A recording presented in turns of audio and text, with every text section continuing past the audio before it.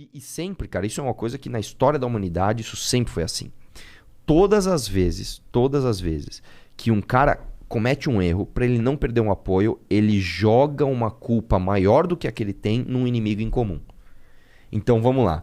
Eu sou bolsonarista. E aí eu tô indo lá e tô vendo as merdas do Bolsonaro. O que eu faço? Mas e o PT? O PT fez ainda pior.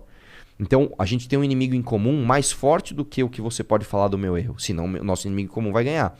O petista faz a mesma coisa. Então, uma coisa que eu falo para as pessoas é: não faça isso, cara. Não limpe a merda de um no outro. Né? Cara, é um clichêzaço. Você já ouviu isso da sua mãe 1 milhão de vezes. Um erro não justifica o outro, ponto final. E eu realmente acho que pode haver uma volta do PT ao poder. Eu realmente acho. Mas eu acho que diferente da primeira vez, a gente já tá com as armas apontadas, sabe? Já tá tipo, faz cagada aí. Né?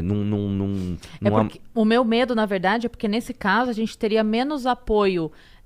Não tô nem dizendo mídia no geral, mas de influencers no Twitter, por exemplo. Nessa cobrança. Eu acho que assim. Que hoje a gente tem forte. Sim. Mas aconteceram coisas graves antes que não tiveram essa cobrança forte. Eu acho que cada vilão dessa história tem suas ferramentas. Então vamos lá. Vamos pegar as ferramentas do PT. O PT tem sindicatos na mão.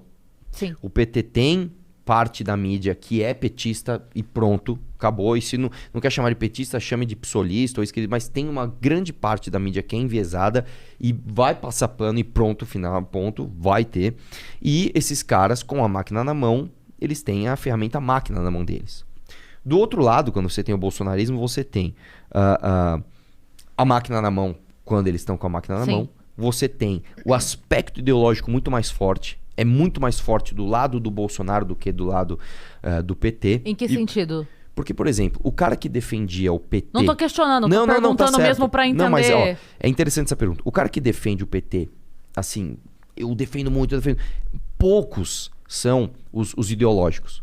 Normalmente, a grande massa da galera que defende o Lula e o PT é uma galera que viu, de alguma forma, a sua vida melhorar durante os governos petistas. Entendi. Então, ele tem ainda um calço de pragmatismo. Olha, eu não entendo muito dessa parte de ideologia, mas o que eu sei é que quando o Lula era presidente, eu comprei minha geladeira e comprei meu carro. Que aí a pessoa que não entende de onde veio o plano real e toda a função econômica disso, que o Lula colheu esses frutos que não eram dele. Exatamente. O cara do Bolsonaro, não.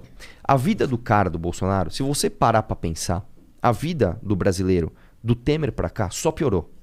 Só piorou. Dólar só aumentou, bolsa só caiu, a inflação tá gigante, poder de compra diminuindo. Só piorou, cara. Tudo piorou. Este cara, ele calca a sua defesa em quê? Em pura ideologia. Se você é contra o governo do Bolsonaro, não é como o lulista que ele fala assim, você então é contra eu comprar uma geladeira. Porra, na época do Lula eu comprava geladeira. Esse cara é o seguinte, você é contra o Bolsonaro, você é contra a família. Você é contra os cristãos. Você é contra o conservadorismo. Então você vê que são coisas... Os valores tradicionais da família brasileira. Você vê que tem muito mais um aspecto de seita do que o outro. E como eu te falei, cada lado tem as suas ferramentas. E aí a gente vai entrar numa discussão que ela é um pouco subjetiva, mas eu acredito que as ferramentas do PT estão enfraquecidas. Por quê? Como eu falei, primeiro eles têm os sindicatos. Os sindicatos não têm mais o poder que tinham antes. Né? Primeiro... Você acha que não pode voltar? As taxas todas que foram tiradas? Pode, mas eu acho difícil, porque além dessa parte institucional que eles perderam, o imposto sindical obrigatório, etc., você tem hoje... Que foi um alívio, né? Foi. Você tem uma massa de informação muito maior. Antes, por exemplo, simplesmente não se discutia direitos trabalhistas. Você pegar quando o Lula ganhou, você não tinha o outro lado da moeda. Você não tinha pessoas falando por menos direitos trabalhistas. Você tinha um ou outro, mas era um mar de gente lutando pelos direitos trabalhistas. Quero direito trabalhista. Tarará. Quando a Dilma ganhou em 2014, o questionamento já estava muito mais aflorado.